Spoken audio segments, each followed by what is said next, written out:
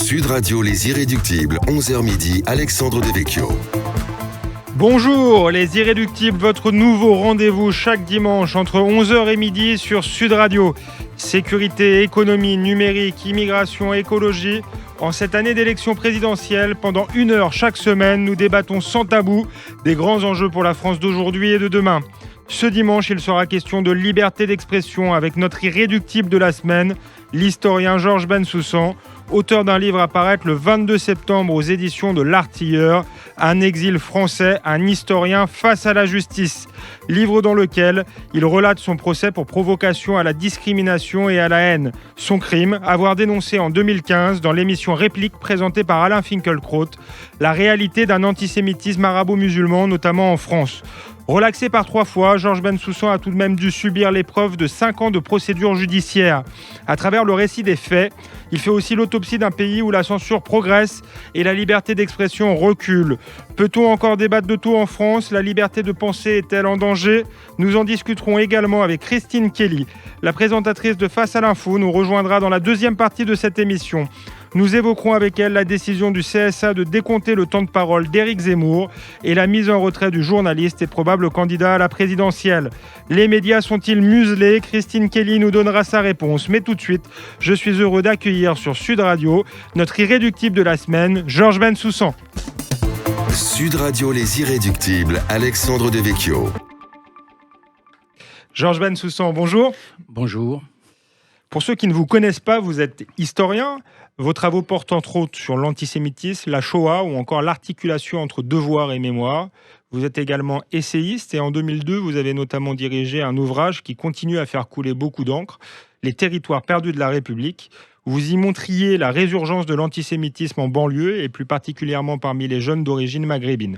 Nous y reviendrons, mais penchons-nous d'abord sur votre actualité, votre nouveau livre, Un exil français, un historien face à la justice, dans toutes les bonnes librairies, le 22 septembre. Vous y racontez l'acharnement judiciaire que vous avez subi, 3 procès pour incitation à la provocation, à la discrimination et à la haine.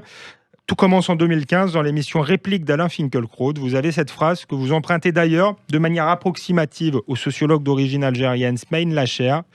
C'est une honte de maintenir ce tabou, à savoir que dans les familles arabes en France, et tout le monde le sait, mais personne ne veut le dire, l'antisémitisme, on le tête avec le lait de la mère. Qu'entendiez-vous par là ? Je reprenais effectivement les propos du sociologue Smaïn Lacher qui disait dans un film de Georges Benayoun auquel j'avais participé moi-même, Prof en territoire perdu de la République, qui allait être diffusé quelques jours plus tard sur France 3, que l'antisémitisme était dans l'air qu'on respire dans ces familles arabes et que c'était un tabou monumental qu'il fallait briser. Bon, j'ai repris cette métaphore, mais d'une autre façon. Lui parlait de l'air qu'on respire, moi j'ai parlé de tété au lait de la mer. Mais dans les 2 cas de figure, il n'était pas question ni de sang, ni de génétique, ni de race. Il était question d'atmosphère culturelle. Dans une partie des familles arabes, bien sûr. Bien sûr, mais l'air qu'on respire ou tété au lait de la mer, ça signifie une transmission généalogique et pas une transmission génétique. Toute la question est de savoir pourquoi un certain nombre d'associations se sont précipitées sur cette phrase, qui était encore une fois une citation, qui n'était pas une citation verbatim, mais une citation quand même, pour essayer de m'imputer un délit de racisme et passer du lait au sang, ce qui n'a pas du tout la même connotation. Le lait est une métaphore classique dans la langue française qui signifie l'atmosphère familiale, l'éducation dans laquelle on a baigné. Le sang, c'est autre chose, ça renvoie à la race et à la génétique. Et nous sommes dans la généalogie, ce qui n'est pas du tout la même chose. Dans la culture, dans la transmission d'un racisme culturel. Donc la vraie question, c'est pourquoi ces associations se sont-elles précipitées pour m'imputer un délit de racisme qui n'existait pas. Le fait est que la justice, vous l'avez rappelé, la justice m'a donné raison à 3 reprises sur 4 ans de procédure. Justement, rappelons les faits. Il a suffi d'un signalement du collectif contre l'islamophobie en France, collectif qui aujourd'hui a été dissous quand même parce qu'il est considéré comme islamisme, on le rappelle, pour que le parquet décide de vous poursuivre 5 mois après les faits. C'était en 2015, on le rappelle, et contre toute attente, SOS Racisme, la LDH, le MRAP, mais aussi la LICRA se sont associés aux poursuites et malgré le jugement de relax en première instance, en mars 2017, vous avez dû faire face à un procès en appel et en 2019 en cassation. Est-ce que vous avez vécu ça comme de l'acharnement et effectivement, comment vous expliquez l'attitude et du parquet, ce qui est étonnante, et de ces associations, même si une partie d'entre elles se sont retirées de la procédure par la suite? Oui, c'est une forme d'acharnement. Pour qu'on aille jusqu'à la cassation, c'est un acharnement, alors qu'il n'y avait strictement rien dans le dossier. Ça a été dit, redit, prouvé, maintes fois prouvé, et la justice nous a donné raison sur ce point. Un acharnement qui vient d'ailleurs par un signalement du CCIF 5 mois après les faits, mais en réalité l'affaire a commencé par une pétition lancée par une professeure d'histoire-géographie, qui est une grande spécialiste de ce type de pétition dénonciatrice, et cette pétition a recueilli une vingtaine de signatures, et c'est à partir de cette pétition que l'affaire est remontée jusqu'au CSA, lequel CSA a donné un droit de réponse au sociologue en question, Smaïn Lacher, et a enjoint Alain Finkielkraut de lire ce droit de réponse à l'antenne 2 semaines après l'émission. Et donc Finkielkraut a bien été obligé de s'exécuter, et il a lu ce droit de réponse. Un droit de réponse d'ailleurs très étonnant, dans lequel le sociologue, qui connaît quand même le sens des mots, a opéré une mutation très étonnante sur laquelle Jacques Julliard revient dans sa préface. Jacques Julliard qui préface votre livre. Absolument. Et Jacques Julliard a relevé très justement, mais nous l'avions déjà relevé bien avant, mais Jacques Julliard a très pertinemment relevé que le sociologue passait du lait au sang, ce qui est quand même assez étonnant pour un homme qui a le sens des mots et qui a tout de même une culture importante, on peut l'imaginer. Et cet acharnement, donc, c'est que au bout de quelques mois que le sociologue a retiré sa plainte, brutalement, 5 mois après les faits, le CCIF prend le relais comme si il ne pouvait pas laisser échapper sa proie. Vous imaginez un historien, juif de surcroît, spécialiste de l'histoire de la Shoah, membre du mémorial de la Shoah et responsable du secteur éditorial de la Shoah, pris en flagrant délit de racisme, c'est une proie inespérée. Donc il n'allait pas laisser passer cette aubaine-là, et 5 mois après les faits, le signalement provoque la démarche que vous connaissez, audition à deux reprises devant la police judiciaire, et finalement le parquet donne suite à la surprise générale d'un grand nombre de ceux qui m'entouraient, de mon entourage. En tous les cas, oui. Oui, effectivement, ce qui est surprenant, c'est pas tant l'attitude du CCIF, un collectif contre l'islamophobie en France, mais on sait maintenant, ça a été démontré, qui mène une forme de djihad judiciaire finalement, et que ils défendent pas les musulmans qui sont victimes de racisme, mais plutôt une certaine vision de l'islam. Ils essaient de criminaliser toute parole qui serait critique à l'égard de l'islam. Donc là, on n'est pas tellement surpris, mais effectivement, on est surpris par l'attitude du parquet, par les autres associations antiracistes. Est-ce que vous avez eu le sentiment d'être muselé finalement parce que vous exprimiez une réalité indicible, celle, on l'a dit, de l'antisémitisme dans les banlieues? Il y a 2 choses. Premièrement, le CCIF poursuit systématiquement, vous l'avez dit, et il poursuit systématiquement au risque de perdre systématiquement, et il perd souvent, mais peu importe. Parce qu'à partir du moment où vous poursuivez quelqu'un pour délit de racisme, il en restera toujours quelque chose. C'est la fameuse phrase de Beaumarchais, calomnier, calomnier, de toute façon, même quand vous serez innocenté par la justice, il en restera quelque chose, c'est-à-dire une tâche. Et le deuxième point, c'est que, à force de poursuivre en justice un certain nombre de propos déplacés hors de leur contexte, les autres, finalement, la société française tout entière, finit par avoir peur d'être accusée elle-même de racisme, mais le but, c'est que les autres se taisent. Et sur ce plan-là, le CCIF a beau avoir perdu un grand nombre de procès, il a gagné à certains égards. S'il a gagné dans le fait une parole en France a été obligé de se museler, de s'auto-museler, de s'auto-contraindre, de s'auto-censurer. C'est à cela qu'on est arrivé ici. Alors, pourquoi les autres associations ont emboîté le pas?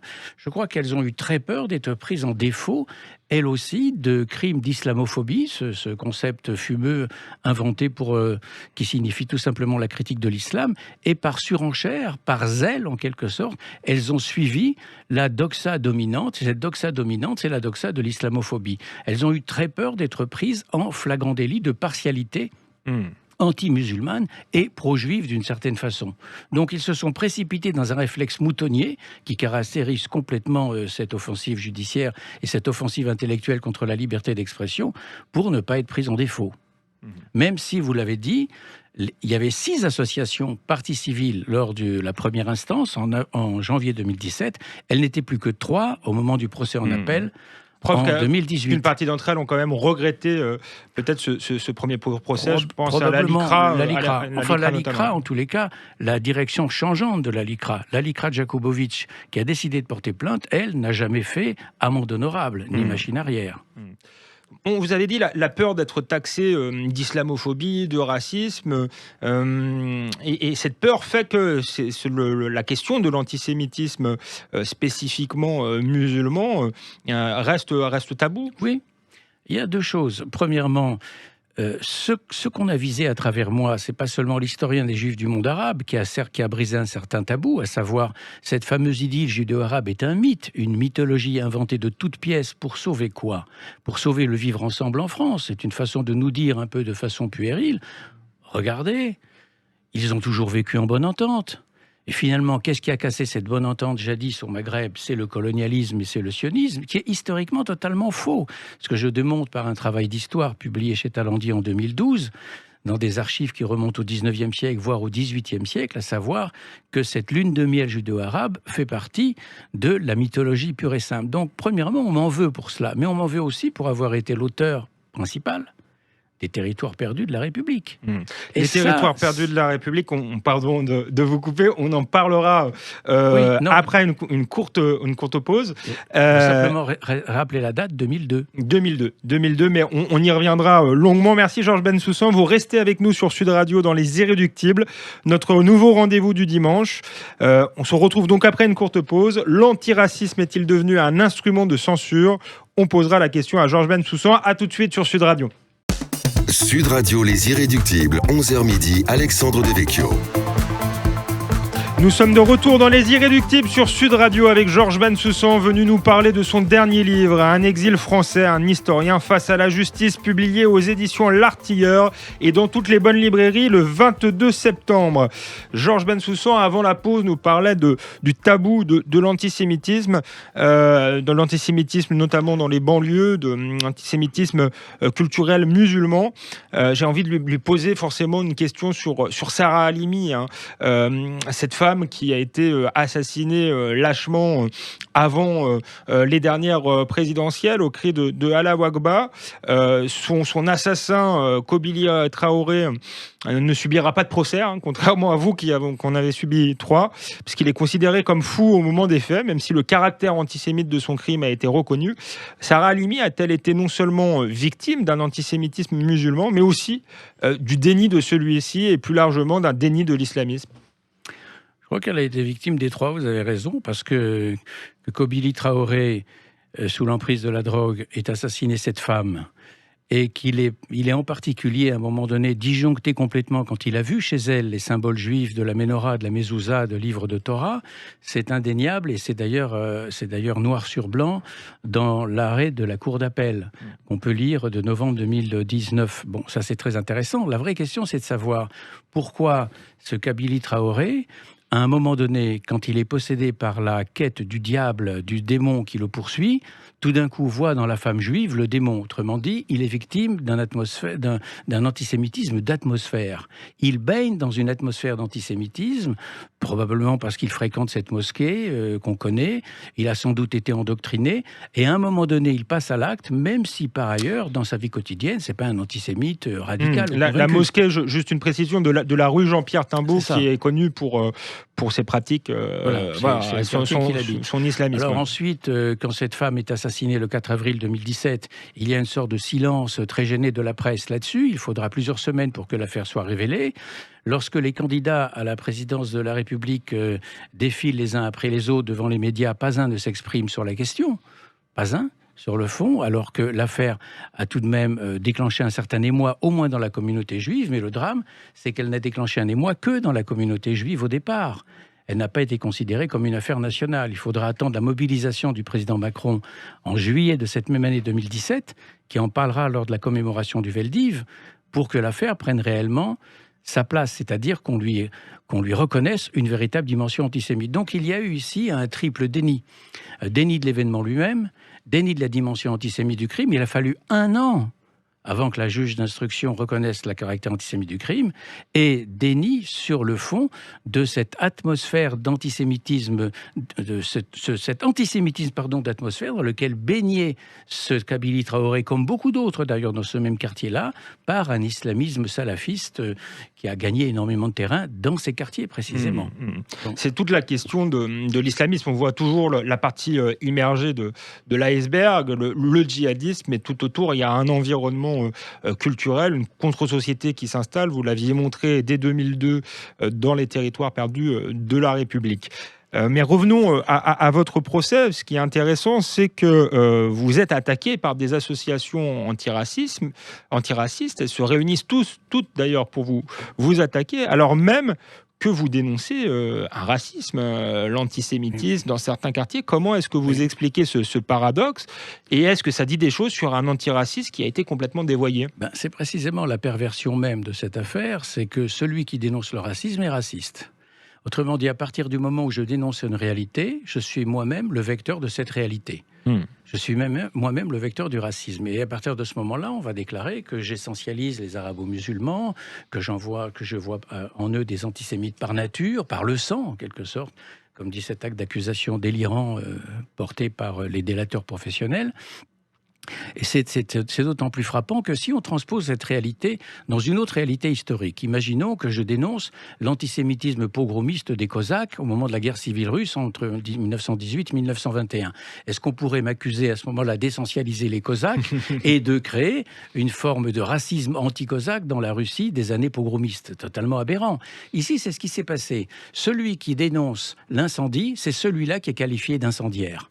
Première perversion de la réalité. Deuxième perversion, comment l'antiracisme, qui est un combat éminent, noble, effectivement, a été dévoyé en antiracisme de dénonciation.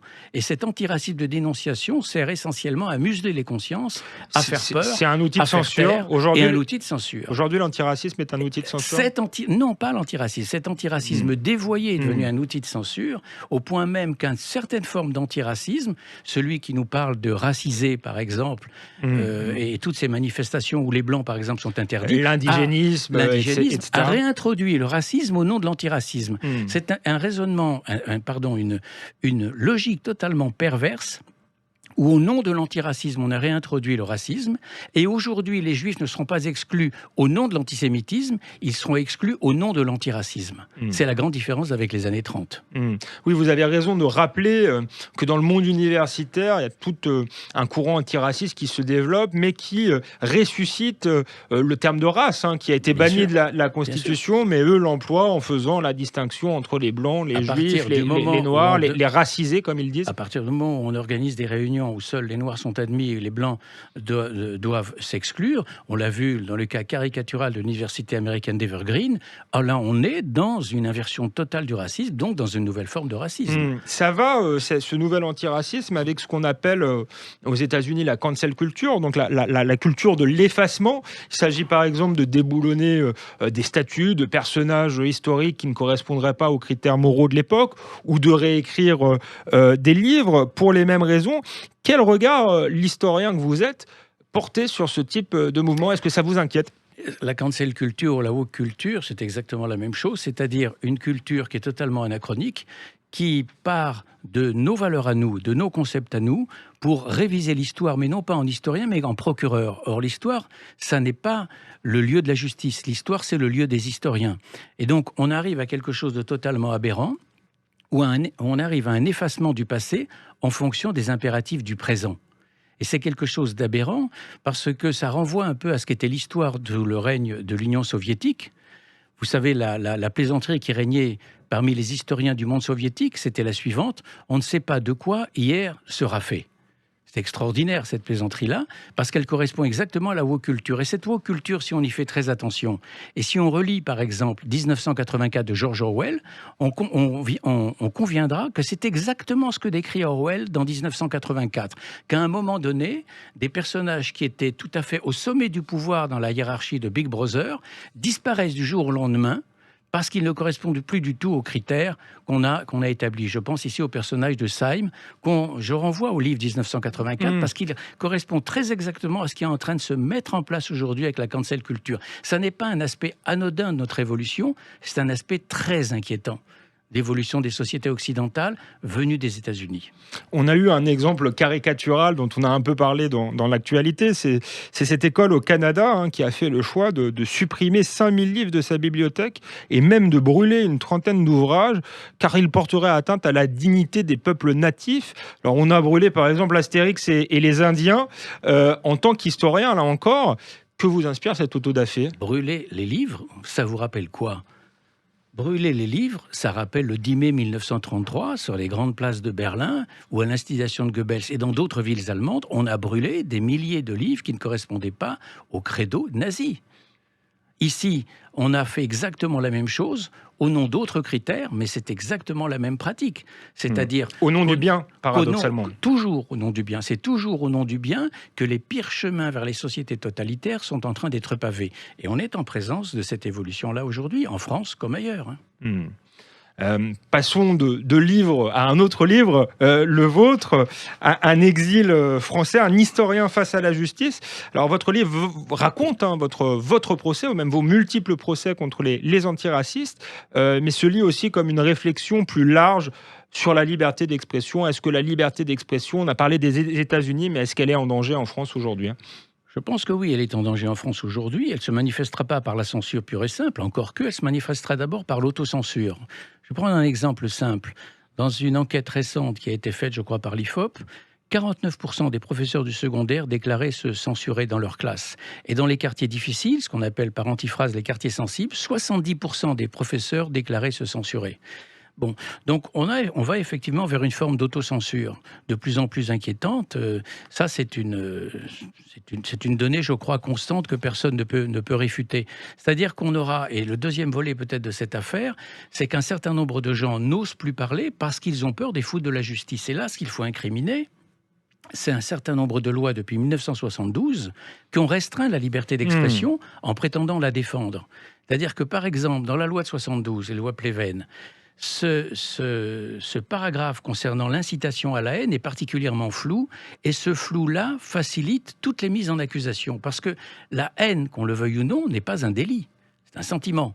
Alors à partir de quand y a-t-il incitation à la haine ? C'est extrêmement flou, et ce flou-là ouvre la porte à tous les arbitraires sur le fond. Est-ce qu'il faut remettre en cause un certain nombre de lois antiracistes ?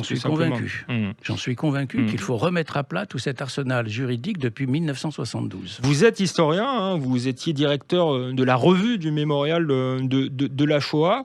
Est-ce que finalement on a traité cette période correctement ? Ou est-ce que c'est devenu quelque chose finalement d'obsédant et de contre-productif ? Vous parliez de loi antiraciste. Il y a la loi Guesso aussi qui punit le révisionnisme. On comprend les intentions de cette loi, elles étaient sans doute justes, mais est-ce que ça n'a pas alimenté une forme de concurrence victimaire ? Ça a alimenté une concurrence victimaire, mais surtout à l'époque de la loi Guesso, je rappelle qu'un certain nombre d'historiens y étaient opposés, et non des moindres. Vidal-Naquet, Pierre Nora y étaient opposés. On ne peut pas parler à leur propos de négationnistes. Non, ils ont très bien compris à ce moment-là, il y a 30 ans de cela, le danger. Quand on déplace l'histoire sur le terrain de la justice, on est en train de créer une sorte de vérité officielle qui ne peut qu'aller dans le sens des complotistes, dans le sens des esprits faibles qui voient partout des manœuvres, des magouilles en quelque sorte, des complots pour imposer une vérité historique. Non, l'histoire, il faut la laisser aux historiens et ensuite au grand public, mais pas aux juges. Sur ce plan-là, il fallait faire confiance aux historiens parce que le négationnisme, on n'en viendra jamais à bout, ce sera toujours une petite secte, mais ça ne relève pas sur le fond des tribunaux. C'est ça la question qu'il faut se poser. Est-ce que ça relevait des tribunaux ou non ? On se la posera. Merci Georges Bensoussan. Vous restez avec nous sur Sud Radio dans Les Irréductibles, notre nouveau rendez-vous du dimanche. On continue à parler de la liberté d'expression après une courte pause. Christine Kelly nous rejoindra. Elle nous parlera de la décision du CSA de décompter le temps de parole d'Éric Zemmour. Est-ce une censure qui ne dit pas son nom ? Christine Kelly nous donne sa réponse après la pause. Sud Radio Les Irréductibles, 11h midi, Alexandre Devecchio. Nous sommes de retour sur Sud Radio dans Les Irréductibles avec toujours l'historien Georges Bensoussan, Christine Kelly nous a rejoint. Christine Kelly, bonjour. Bonjour. Alors depuis maintenant près de 3 saisons, vous animez tous les soirs à 19h le carton absolu de CNews Face à l'info. Pour la première fois depuis le lancement du talk show de CNews en octobre 2019, Éric Zemmour n'a pu tenir sa place lundi soir en raison de la décision du CSA de décompter son temps de parole. Vous êtes vous-même un ancien membre du CSA. Comprenez-vous cette décision, Christine Kelly ? Alors, par principe, je ne vais pas dire que le CSA a tort, etc. Par principe, parce que même à l'intérieur du CSA, c'est toujours un compromis, c'est toujours des discussions, etc. et tout. En revanche, je peux dire que je n'aurais pas voté une décision pareille. Ça, je peux le dire. Je peux dire que cette décision était quand même très inattendue. Je peux dire que cette décision est une décision qui a été prise pour Éric Zemmour. Je peux dire que cette décision entraîne la suppression d'Éric Zemmour à l'antenne. Alors, je vais vous expliquer un peu techniquement. Pourquoi vous ne l'auriez pas voté, oui, techniquement. Voilà, alors déjà, pour vous expliquer le fait que ça soit surprenant. Je me suis occupée des temps de parole lorsque j'étais au CSA. Il y a 2 temps de temps de parole, en général, décomptés par les 200 chaînes et 900 radios en France. On est les seuls pays à faire ces temps de parole, sauf la Roumanie qui nous a un petit peu copié. On est les seuls pays à le faire. Tous les autres pays donnent la liberté et ont confiance aux téléspectateurs pour pouvoir et aux journalistes et aux médias pour pouvoir. Voilà. Alors, on a un temps hors période électorale et un temps en période électorale. On est hors période électorale, d'accord ? Hors période électorale, aucune personnalité n'est décomptée, sauf si la personnalité politique appartient à un parti. Jean-Luc Mélenchon, il appartient à son parti, il est décompté, même s'il s'est déclaré candidat, il est décompté à l'intérieur de son parti. Comme Marine Le Pen, même si elle s'est déclarée candidate, elle est décomptée à l'intérieur de son parti, d'accord ? Même Emmanuel Macron, si on le juge candidat, peu importe, il est déclaré toujours à l'intérieur de son parti En Marche. Et Éric Zemmour n'a pas de parti politique, a priori. Voilà. Donc là, en ce moment, cette décision, elle est assez surprenante, hors période électorale. Pour décompter en période électorale, c'est-à-dire à supposer qu'on juge qu'Éric Zemmour soit candidat, il faut une délibération du CSA pour déclencher les temps de parole en période électorale. Ça n'a pas été fait pour l'instant parce que ça entraîne automatiquement le décompte du chef de l'État aussi en tant que candidat. Et bien sûr aussi des autres. En hors période électorale, pardonnez-moi, je suis technique, mais ça vaut quand même la peine d'expliquer, parce que c'est très compliqué, et souvent on juge comme ça sans comprendre. Et en période électorale, hors période électorale, maintenant, à partir du moment où on décompte Éric Zemmour, ça donne mécaniquement moins de temps de parole à Mélenchon, à LFI, à ERN, à En Marche, mais plus de temps de parole mécaniquement à la majorité présidentielle. Ça, il faut le comprendre. Donc, de 2 choses l'une, conséquence de cette décision, ou bien on n'invite pas Éric Zemmour, pour ne pas avoir un justement rééquilibré, ou bien on invite Éric Zemmour, même moins de temps de parole pour les autres partis, plus de temps de parole pour la majorité. C'est pour ça que vous avez décidé de vous en séparer. La majorité présidentielle et les collaborateurs et les ministres. Bien sûr, parce qu'on a décidé de s'en séparer, évidemment, d'un commun accord, après avoir discuté, après avoir observé, regardé ce qu'il est possible de faire ou pas. Alors, certains se disent, mais CNews ne s'est pas suffisamment battu. Ça fait 2 ans que CNews se bat pour la liberté d'expression, premièrement. Justement, est-ce que vous avez dit, je vais pas critiquer la décision du CSA, je vais simplement dire que je ne l'aurais pas voté, mais au-delà même du CSA, est-ce que vous avez l'impression qu'il y a une forme de censure qui ne dit pas son nom, qui s'installe en France ? Bien sûr qu'au-delà de tout ça, il y a une censure qui ne dit pas son nom. J'écoutais les propos de Georges Bensoussan tout à l'heure et il a parfaitement raison lorsqu'il parle d'auto-censure aussi. C'est-à-dire que, par exemple, ça m'est arrivé d'être chroniqueuse sur des plateaux télé où j'entends des chroniqueurs dire « Ah, moi, j'aborde pas ce sujet-là. Oh là là, moi, je dis pas ce que je pense. » Pourquoi ? Ah ben parce qu'après, tu as des menaces de mort. Ça va pas ou quoi ? Non, attends, moi, tu me poses pas la question là-dessus. Personne n'en parle. C'est-à-dire, rendons-nous compte que ce qu'on entend à la télé ou à la radio, ça a déjà été édulcoré, auto-censuré par certaines personnes, évidemment pas tous, parce qu'ils ont peur de quoi ? Non seulement de la justice, comme disait Georges Bensoussan, mais aussi des menaces de mort, des pressions. Vous en avez subi, vous, depuis que vous... Bien sûr, j'en ai. Vous êtes venu avec un garde du corps, alors je ne sais pas si je trahis... Non, pas un, il y en a 2. Il y en a 2, et c'est à cause des menaces que vous subissez ? Malheureusement, je trouve quand même que c'est, pardonnez-moi, mais c'est quand même un peu scandaleux, en 2021, d'être une journaliste, je ne pense pas avoir pris position pour quelqu'un, voilà, et d'être menacée de mort et d'être accompagnée.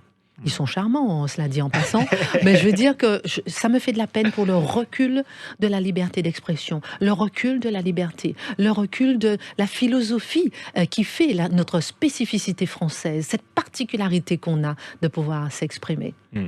La liberté d'expression, c'est quelque chose de très important, mais je suis obligé aussi d'être un peu poil à gratter. Vous êtes aussi journaliste, Éric Zemmour, est tout de même sur le point de se présenter à la présidentielle. C'est plus vraiment un secret. Au-delà du CSA, de la censure, est-ce qu'il pouvait décemment continuer à se servir de son émission comme une tribune? Est-ce qu'il n'y avait pas un mélange des genres problématique, un problème de déontologie qui, en tant que journaliste, pourrait vous choquer? Et d'ailleurs, c'est peut-être pour ça aussi que vous avez décidé d'arrêter. Est-ce que c'était tenable, tout simplement? Ça peut s'entendre qu'on puisse dire qu'il utilise ces news pour éventuellement être candidat. Ça peut s'entendre. Il n'empêche que pour l'instant, les textes disent qu'il peut continuer à être à l'antenne. Ce qu'il dit, Éric Zemmour, si j'ai bien compris, il le dit depuis 35 ans, je crois qu'il n'a rien dit. Non, mais il dit rien de nouveau. Il n'a pas changé d'avis. Voilà, je ne pense pas qu'il dise, voilà mon programme à la présidentielle. Ce qu'il dit sur l'immigration, sur etc., ce qui peut choquer ou pas, il n'empêche que c'est ce qu'il dit depuis 35 ans, premièrement. Deuxièmement, lorsqu'on entend, comment dirais-je, on dit par exemple, je prends l'exemple, on conduit une voiture, on vous dit de ne pas franchir la ligne blanche. Vous mettez votre clignotant dans l'intention quand même de franchir la ligne blanche. Si vous n'avez pas franchi, vous n'avez pas la contravention. C'est-à-dire que si on sent qu'il met des clignotants pour être candidat, il n'est pas candidat. Attendons qu'il le soit. Oui. Il le sera total. Ou bien déclenchons, pardonnez-moi, je viens au niveau juridique toujours parce que c'est très juridique, déclenchons la délibération qui dit, voilà, on a une délibération, on donne le coup d'envoi de la candidature. En somme, sinon, vous nous dites qu'il n'a pas enfreint les règles qui sont valables pour tout le monde. Est-ce qu'on peut se demander, c'est ce que je me demande, est-ce que vous pensez qu'il aurait été traité de la même manière s'il avait été un candidat qui aurait défendu d'autres idées ou un candidat de gauche, tout simplement?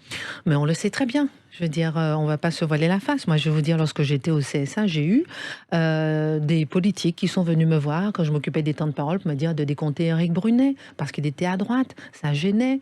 Et j'ai dit, je ne vais pas décompter Audrey Pulvar, donc je ne vais pas décompter Éric Brunet. On ne va pas se mettre à décompter des éditorialistes. Donc, j'ai refusé de le faire.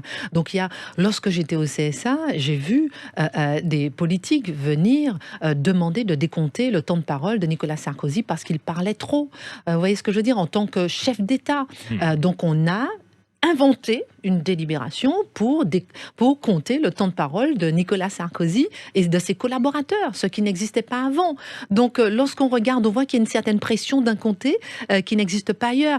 J'ai vu aussi dans toute ma carrière, effectivement, qu'il y a un côté qui est plus ouvert qu'un autre. Oui, alors ça ne veut pas dire que tous ceux qui sont de gauche veulent absolument faire taire la droite, mais on peut quand même remarquer qu'il y a une certaine continuité éditoriale à ce niveau-là. Mais pourquoi les médias sont majoritairement de gauche? Vous l'avez observé quand vous étiez au CSA? Alors, est-ce qu'on peut dire ça clairement comme ça, que les médias sont majoritairement de gauche? Ou les journalistes? Oui, je ne dirais pas que les médias sont majoritairement de gauche ou bien les journalistes sont majoritairement de gauche.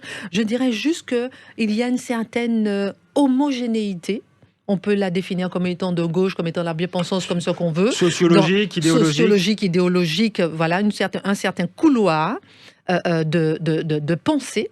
Et lorsqu'on sort de ce couloir de pensée, évidemment, on se fait rattraper. Je prends un exemple. Lorsque j'étais aussi au CSA et que je traitais certains dossiers, parfois je voyais des dossiers remonter uniquement contre des chaînes privées. Je dis très sincèrement. Et je dis, est-ce que vous pouvez me refaire ce dossier-là? Je peux me dire si ce sont uniquement les chaînes privées qui ont fait cette erreur ou bien toutes les autres chaînes. 2 mois après, on me ramène le dossier et toutes les autres chaînes avaient fait la même erreur. Donc moi, ça m'a toujours interpellée. Et c'est au CSA que j'ai appris la liberté d'expression. C'est au CSA que j'ai appris la pluralité des opinions. C'est au CSA que j'ai appris à écouter l'autre, même lorsqu'il me choque. Parce que pour moi, ma propre liberté d'expression s'arrête là où l'autre me choque, comme tout le monde. Mais la vraie liberté d'expression, c'est supporter d'être... Et ça, je l'ai appris au CSA. C'est-à-dire de laisser les autres, chacun s'exprimer, même si on est choqué, parce que ça nourrit justement le débat. Et un dernier point juste technique pour rappeler par rapport à CNews, je voulais le dire tout à l'heure, qu'il ne faut pas oublier que, par exemple, CNews et Éric Zemmour, il ne faut pas oublier qu'on n'est pas aux États-Unis où tout le monde achète des fréquences de chaînes en vente aux enchères. Ici, en France, la fréquence appartient à l'État. Elle est donnée gratuitement pour être exploitée En échange, il faut que la chaîne respecte absolument les textes de la loi de 86. Ce qui explique que le CNews ne peut pas faire au-delà de ce qu'elle veut et elle est obligée de se soumettre à la loi de 86 et aux décisions du CSA. Vous trouvez que c'est une bonne loi ou est-ce que finalement on ne devrait pas laisser la liberté aux chaînes? Ça ferait partie du pluralisme, à part pour le service public qui là doit représenter tous les Français. J'ai aimé ce qu'a dit aussi Georges Bensoussan. Il disait qu'il fallait toiletter les lois. Ça fait des années qu'on dit que la loi de l'audiovisuel doit être allégée. Ça fait des années que les patrons de chaînes disent que il y a pas de secteur qui est autant légiféré. Il y a fait des années qu'on dit que la loi de 86 empêche la concurrence des programmes par rapport à l'étranger. Ça fait des années qu'on dit que justement, par exemple, comment la presse écrite est subventionnée par l'État avec 1 milliard d'euros par an et les chaînes télé et les radios sont taxées pour pouvoir sont taxées. Il y a quand même un 2 poids 2 mesures. Il y a des choses à faire pour alléger justement ce poids législatif sur les chaînes et les radios, premièrement, et deuxièmement, évidemment, faire confiance aux téléspectateurs, c'est-à-dire faire confiance aux Français, c'est-à-dire supposer un instant que le Français est intelligent. Et ça, on l'a oublié dans les médias. On veut absolument censurer, auto-censurer, décider avant même de diffuser, parce qu'on se dit qu'il n'est pas suffisamment intelligent pour décider. Si on peut faire confiance un jour aux Français, aux téléspectateurs, à l'auditeur, à partir de ce moment-là, conséquence, moins de complotistes, moins de négationnisme, moins... Non mais vous voyez ce que je veux dire? La conséquence, donnons-lui cette intelligence. Et regardez, vous parliez de cette émission Face à l'info, pourquoi est-ce qu'elle fonctionne? Parce qu'on se dit un seul instant que même si nous, on ne comprend pas tout, lui, il va décider. Lui, il va choisir son opinion. Même si je ne suis pas d'accord avec Éric Zemmour, lui, le téléspectateur, il va dire « je ne suis pas d'accord, mais je pense ceci, je pioche ceci. Ah, il me remet en question là. Ah, je ne suis pas d'accord ici. » Il est suffisamment intelligent. Oui, le Français est intelligent. Merci Christine Kelly. Il nous reste 40 secondes avant une nouvelle pause. Voilà, Georges Bensoussan, qu'est-ce que vous en pensez? Qu'est-ce que ça vous inspire, vous qui avez noté tout à l'heure un recul de la liberté d'expression? Moi, j'apprécie beaucoup les propos de Christine Kelly. Quand elle parle en particulier vers la fin, faisons le pari que le français est intelligent, ça signifie que toute une doxa culturelle très largement gauchisante et qui règne sur les médias, finalement considère un peu à contre-emploi, avec un certain mépris, la population française et ne la juge pas capable de juger par elle-même sur le fond. Et c'est ça qui est assez étonnant, c'est que ce camp qui est théoriquement le camp du progressisme et qui devrait faire confiance au peuple, c'est celui qui lui fait le moins confiance. Merci Georges Bensoussan, merci Christine Kelly. Vous restez tous les deux avec nous sur Sud Radio dans Les Irréductibles, notre nouveau rendez-vous du dimanche. On se retrouve après une courte pause. Les territoires perdus de la République ont-ils cédé la place aux territoires conquis de l'islamisme? On posera la question à Georges Bensoussan. À tout de suite. Sud Radio Les Irréductibles, 11h midi, Alexandre Devecchio. On est de retour dans Les Irréductibles, comme chaque dimanche sur Sud Radio, avec l'historien Georges Bensoussan. Christine Kelly est également restée avec nous et pourra réagir. On va parler tout de suite des territoires perdus de la République, mais je voudrais continuer quelques minutes avec Georges Bensoussan sur Éric Zemmour. Éric Zemmour qui a été plusieurs fois poursuivi, parfois condamné d'ailleurs par la justice pour des questions de racisme, comme vous. Est-ce que vous estimez que c'est la même chose ou que c'est différent? Vous nous avez dit tout à l'heure, les lois antiracistes sont peut-être mal faites. Est-ce que, selon vous, de l'extérieur, il y a un acharnement à l'égard d'Éric Zemmour ou est-ce que voilà, la situation est différente de la vôtre? Je crois que c'est une situation différente, mais il y a un point commun, c'est qu'il était poursuivi exactement en fonction des mêmes lois. En particulier celle de 72, pas celle de 90, c'est-à-dire les lois Pleven, qui étaient parties de très bonnes intentions et qui arrivent exactement au résultat inverse. C'est un premier point. Le deuxième point, là où c'est une affaire vraiment différente, c'est qu'on voit bien qu'aujourd'hui, la décision du CSA, entre parenthèses, j'ai été aussi victime d'une décision du CSA, donc le CSA est bien le reflet d'une certaine doxa française, d'une doxa dominante, c'est-à-dire une doxa très largement marquée par le gauchisme culturel, à considérer qu'Éric Zemmour, qui n'est pas candidat, vous l'avez rappelé, Christine Kelly, est devenu gênant, et même un enfant de 10 ans pourrait comprendre qu'une candidature d'Éric Zemmour mettrait en danger demain la candidature d'Emmanuel Macron. N'importe qui peut le comprendre aujourd'hui. Donc cette précipitation à le priver d'antenne, c'est quelque chose d'assez étrange sur laquelle on ne peut que s'interroger. Merci Georges Bensoussan. On va parler, on continue à parler de votre livre, Un exil français, un historien face à la justice, livre puissant, remarquable, qu'on trouvera le 22 septembre dans toutes les bonnes librairies. Mais je voudrais revenir sur un livre qui a fait couler beaucoup d'encre, que vous avez dirigé, Les territoires perdus de la République. Les territoires perdus de la République est même devenu une expression qui est passée dans le langage courant. À l'heure où l'insécurité explose en banlieue, on le voit notamment avec ce qui se passe à Marseille. Voilà, est-ce que les mots que vous dénonciez en 2002, on le rappelle, dans Les territoires perdus de la République, les mots qui rongent l'école, la société française, la violence, l'islamisme, l'antisémitisme, la situation des femmes en banlieue, voilà, ces mots avaient été accueillis par un long silence médiatique. Rétrospectivement, l'histoire semble vous avoir donné raison, mais comment vous expliquez cette omerta initiale ? L'omerta initiale, elle est venue précisément de ce même monde qui a formaté la culture française et qui a formaté les médias. Tout à l'heure, vous avez parlé de la classe médiatique. Je rappelle quand même un sondage de 2012 à propos de l'élection présidentielle qui a vu François Hollande gagner. On a interrogé les journalistes avant l'élection sur leur choix idéologique. 60% avaient voté à gauche, 6% seulement votaient pour le centre et la droite. 6% pour le centre et la droite. Les autres ne s'exprimaient pas. C'était exactement l'image inverse de la réalité française, où la majorité votait au centre et à droite, et une minorité votait pour la gauche. Donc on peut déjà s'interroger sur le décalage énorme entre la classe médiatique et la masse de la population française, et on l'a vu d'ailleurs au moment des Gilets jaunes, où tout d'un coup un grand nombre de journalistes ont été surpris de l'irruption des Gilets jaunes, alors qu'il suffisait de lire Jean-Claude Michéa, Christophe Guilluy, Jean-Pierre Le Goff et d'autres pour voir que le peuple français était totalement oublié des médias, et tout d'un coup il ressurgissait sur les ronds-points. C'était la réalité de la France qu'on voyait sur les ronds-points, et les journalistes tout d'un coup découvraient la réalité de la France, qui n'était pas la réalité du microcosme parisien. Bon, j'en reviens à votre question, qui était...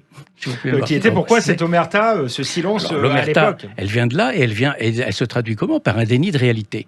Nous avions, qui n'était pas une enquête sociologique, c'était une enquête de terrain à partir de 6 enseignants qui étaient vraiment sur le terrain, dont un chef d'établissement.